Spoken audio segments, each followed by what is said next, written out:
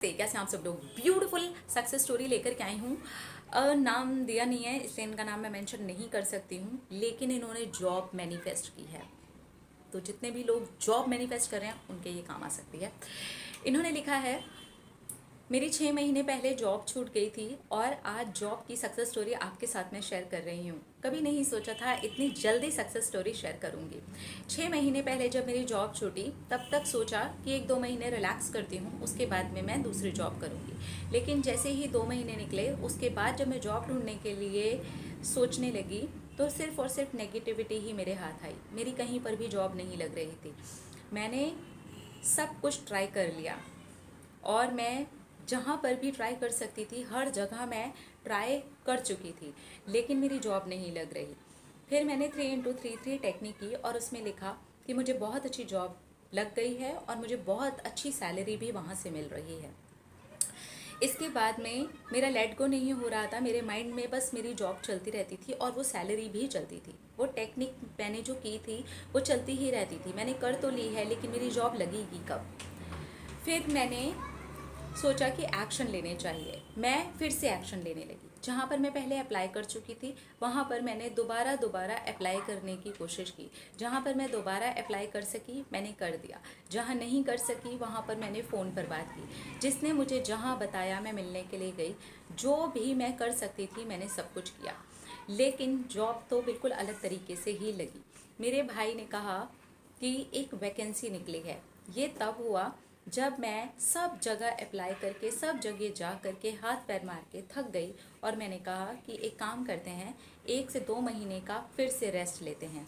भूल गई मैंने कहा जब मैं रेस्ट ही ले रही हूँ तो मुझे याद करने की क्या ज़रूरत है। अब जब लगनी होगी लगेगी। मैंने यूनिवर्स को बोल दिया, अब आप देखो कि कब लगनी है, कैसे लगनी है। मैं तब तक छुट्टी पर हूँ और मैं अपने आराम से घर पर एंजॉय करने लगी। अपने फेवरेट खाने की चीज़ें बनाने का मुझे बहुत शौक़ है। अपने घर वालों को बना करके खिलाने लगी। यहाँ तक कि आप ये कह सकते हो कि मैंने कुकिंग ही अच्छी वाली सीखना शुरू कर दिया। मुझे रेस्टोरेंट टाइप की चीज़ें बनाने का बहुत शौक़ है तो मैं ये करने लगी। ये मेरी हॉबी भी है तो मैं अपनी हॉबी पर ध्यान देने लगी। इसके बाद में जब मेरा भाई आया मेरे पास में, उसने मुझसे कहा कि उसके ऑफिस में एक वैकेंसी है, मुझे वहाँ पर ट्राई करना चाहिए। वो खुद से तो वहाँ मेरे लिए कुछ नहीं कर सकता है, लेकिन शायद वहाँ पर मेरी जॉब लग सकती है।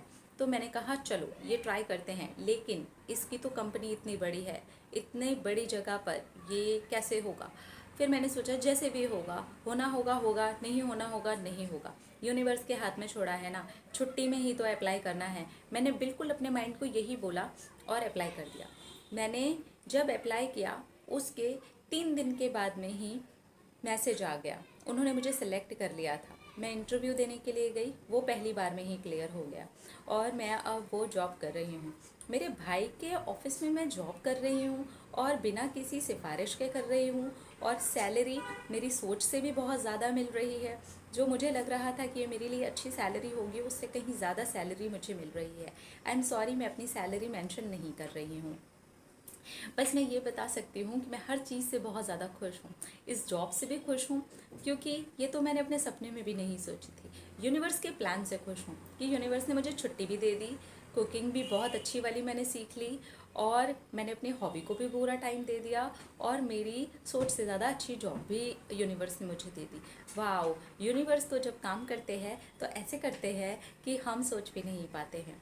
हाँ, ये कह सकती हूँ कि 1 महीने से ज़्यादा का मेरा लेट गो था, क्योंकि मैंने ये सोच लिया था कि जब लगेगी तब लगेगी, तब तक मैं छुट्टी करूँगी और अपनी हॉबीज़ पर काम करूँगी।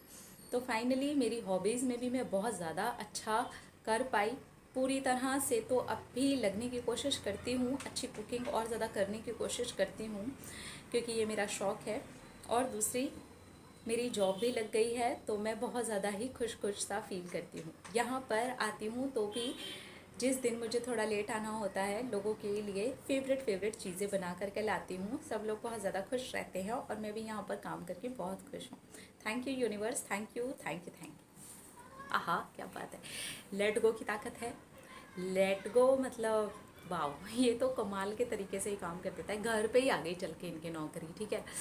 तो 3x3 टेक्निक की। जब तक लेट गो नहीं हो रहा था चीज़ें समझ नहीं आई, लेकिन इन्होंने कितना इंटरेस्टिंग तरीका निकाला ना अपनी हॉबीज़ के ऊपर काम करना। ये मैं हमेशा बोलती हूँ। तो इन्होंने अपनी हॉबी के ऊपर काम करना शुरू किया।